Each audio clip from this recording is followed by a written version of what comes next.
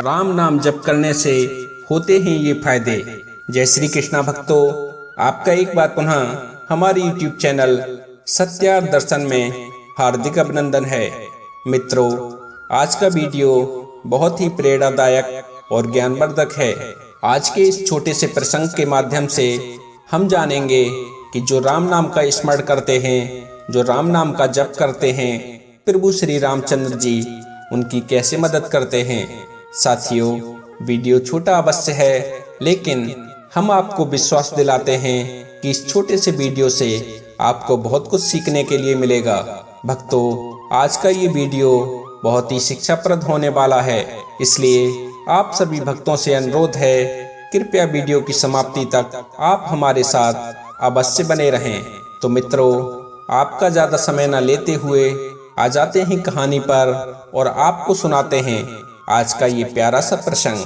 साथियों, किसी गांव में एक प्रेम शंकर नाम का सीधा साधा किसान रहता था। प्रेम शंकर की आदत थी कि वो हर समय राम नाम का जप करता रहता। प्रेम शंकर के जीवन काल में बहुत से उतार चढ़ाव आए, लेकिन उसने राम नाम का जप करना कभी नहीं छोड़ा। भक्तों, धीरे धीरे प्रेम शंकर पर बुढ़ापा आने लगा और वह काफी कमजोर हो गया, लेकिन फिर भी उसने राम नाम का जप करना बंद नहीं किया। जब प्रेम शंकर पर बुढ़ापा आया तो उसके पैर जवाब देने लगे। जब पुत्रों ने उसकी ये दशा देखी तो प्रेम शंकर के बेटों ने उसे एक घर के कमरे में डाल दिया। अब वो उसी कमरे में पड़ा रहता और राम नाम का जप करता रहता। जब भी प्रेम शंकर को भूख लगती या शौच स्नान आदि को जाना होता तो प्रेम शंकर अपने बेटों को आवाज लगाता और उसकी आवाज सुनकर उसका कोई न कोई बेटा उसके पास आ जाता और उसे शौच स्नान कराकर फिर उसी कमरे में लेटा जाता। मित्रों, इस प्रकार उसके दिन गुजरने लगे। अभी तक तो सब कुछ ठीक ठाक चल रहा था, लेकिन जैसे जैसे समय गुजरा और गुजरते समय के साथ वो जैसे जैसे और बूढ़ा हुआ तो उसे दिखना और सुनना भी बंद हो गया।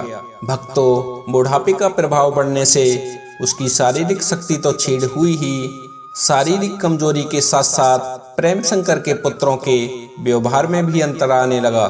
पहले जो उसके पुत्र एक दो आवाज लगाते ही उसके पास आ जाते थे, अब प्रेम शंकर काफी देर तक चिल्लाता रहता, तब कहीं जाकर उसका कोई पुत्र उसके पास आता। और कई बार तो ऐसा भी होता कि वो आवाज लगाता ही रह जाता, लेकिन उसके पास कोई नहीं आता, जिस कारण से उसकी सोच क्रिया बिस्तर पर ही संपन्न हो जाती और उसे पूरी रात गंदे बिस्तर पर ही गुजारनी पड़ती। भक्तों, एक रात की बात, प्रेम शंकर जी को सोच क्रिया के लिए जाना था। मित्रों, उस रात्रि प्रेम शंकर जी ने अपने बेटों के लिए जैसे ही आवाज लगाई, वैसे ही एक शख्स कमरे में आता है और कमरे में आकर प्रेम शंकर के पास पहुंच जाता है और बड़े ही कोमल स्पर्श के साथ उनको सोच क्रिया से निवृत्त करा देता है। और सोच क्रिया कराने के बाद उन्हें बड़े प्यार से बिस्तर पर लेटाकर कमरे से बाहर निकल जाता है। भक्तों, अब तो ये रोज का नियम बन गया था कि प्रेम शंकर जैसे ही आवाज देता, वो शख्स दूसरे क्षण ही उनके सम्मुख प्रस्तुत हो जाता और उनकी जो भी आवश्यकताएं होती उसे बिना विलंब किए पूरा कर देता।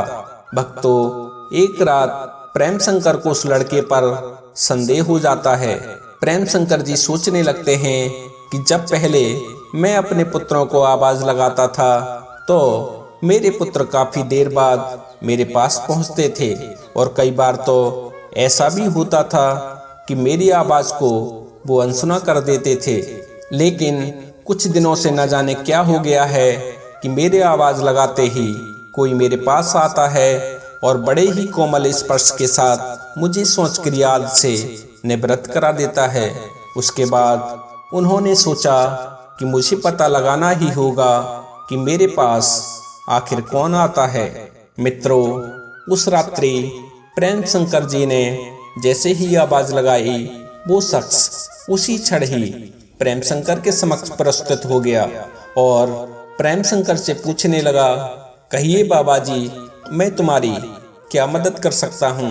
भक्तों, वो शख्स जैसे ही प्रेम शंकर के पास पहुंचा तो प्रेम शंकर ने उस शख्स का हाथ पकड़ लिया और हाथ पकड़कर पूछने लगा कि बेटा, सच सच बताओ तुम कौन हो, क्योंकि जहाँ तक मेरा अनुमान है तुम मेरे पुत्र नहीं हो सकते, क्योंकि मैं अपने बेटों के व्यवहारों को अच्छी तरह से जानता हूँ।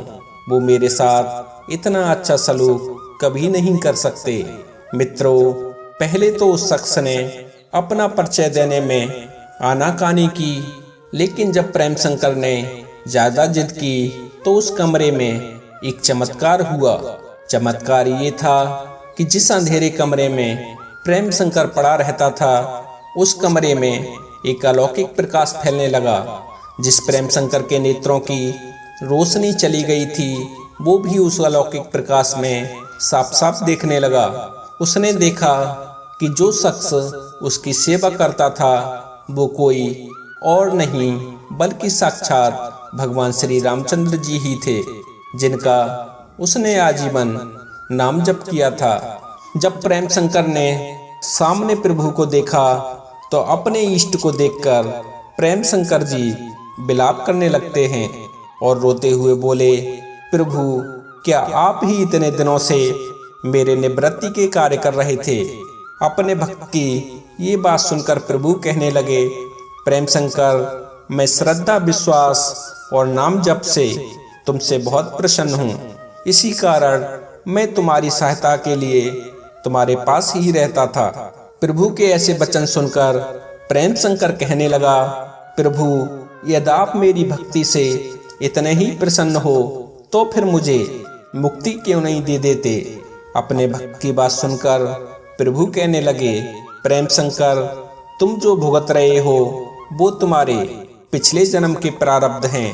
तुमने मेरी आजीवन भक्ति की है और तुम मेरा हर समय नाम जप करते थे, इसीलिए मैं तुम्हारे प्रारब्ध तुम्हारे साथ रहकर स्वयं कटवा रहा हूँ, जिससे तुम्हारे प्रारब्ध भी कट जाएं और तुम्हें कोई तकलीफ भी ना हो। प्रभु की बात सुनकर प्रेम शंकर बोला, दीनानाथ, क्या मेरे प्रारब्ध इतने बड़े हैं कि आपकी कृपा भी उन्हें नहीं काट सकती? क्या आपकी कृपा में इतनी सामर्थ्य नहीं है कि वो मेरे इन प्रारब्धों से छुटकारा दिला सके? प्रेम शंकर की बात सुनकर प्रभु कहने लगे, भक्त, मेरी कृपा सर्वोपरि है और ये अवश्य ही तुम्हारे प्रारब्ध काट सकती है, लेकिन यदि मैंने ऐसा किया तो आपको अपने प्रारब्ध भोगने के लिए फिर से स्मृति लोक में आना होगा। यही कर्म का नियम है, इसलिए आपके प्रारब्ध मैं स्वयं अपने हाथों से कटवाकर इस जन्म मरण से मुक्ति देना चाहता हूँ। ईश्वर कहते हैं कि प्रारब्ध 3 प्रकार के होते हैं। पहला है मंद प्रारब्ध, दूसरा है तीव्र प्रारब्ध और तीसरा है तीव्रतम प्रारब्ध। मंद प्रारब्ध मेरे नाम जपने मात्र से ही समाप्त हो जाते हैं। तीव्र प्रारब्ध मेरे नाम जप और दीनहीन असहाय लोगों की मदद करने के कारण उनका प्रभाव समाप्त हो जाता है।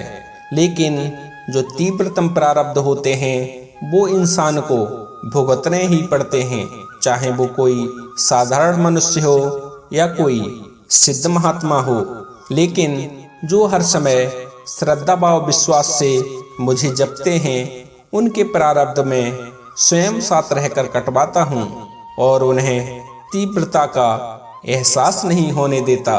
भक्तों, तुलसीदास जी का एक दोहा है, प्रारब्ध पहले रचा पीछे रचा शरीर, तुलसी चिंता क्यों करे भजले श्री रघुबीर। तो भक्तों, आपकी समझ में आ गया होगा कि राम नाम जप के क्या फायदे होते हैं। भक्तों, वैसे तो राम नाम की महिमा का कोई बखान नहीं कर सकता। तुलसीदास जी भी रामचरितमानस में लिखते हैं कि राम से बड़ा राम को नाम। लेकिन यदि मैं अपने आसान शब्दों में राम के नाम की महिमा बताऊं तो राम उठत राम चलत राम शाम भोर है, राम बुद्धि राम चित्त राम मन विभोर है।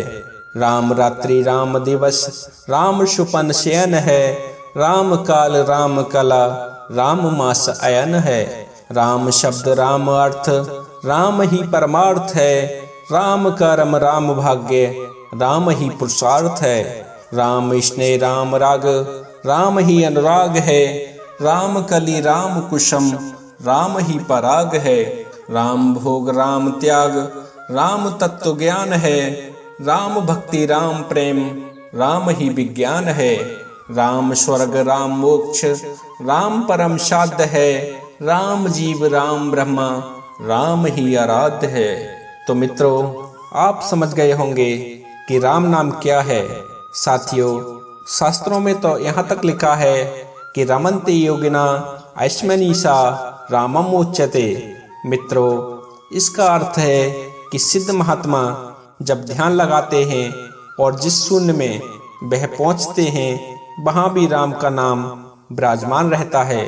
तो मित्रों, ये तो थी छोटी सी कहानी और राम नाम की महिमा। आशा करते हैं आपको पसंद आई होगी। यदि वीडियो पसंद आया हो तो कृपया वीडियो को लाइक करें, कमेंट में जय श्री राम या जय श्री कृष्णा लिखें और हो सके तो इसे अपने मिलने वालों के साथ भी अवश्य साझा करें। यदि आपके मन में कोई जिज्ञासा है या फिर हमारे लिए कोई सुझाव है तो कृपया वो भी हमें कमेंट के माध्यम से जरूर अवगत कराएं। यदि मित्रों, आप हमारा वीडियो पहली बार देख रहे हैं तो आपसे गुजारिश है कृपया हमारे चैनल को भी सब्सक्राइब कर लें। तो भक्तों, आज के लिए बस इतना ही। मिलते हैं अन्य ज्ञानवर्धक वीडियो में। तब तक के लिए आप सभी भक्तों को मेरी तरफ से जय श्री कृष्णा, जय श्री राधे, जय श्री श्याम। बोलिए श्री बांके बिहारी लाल की जय।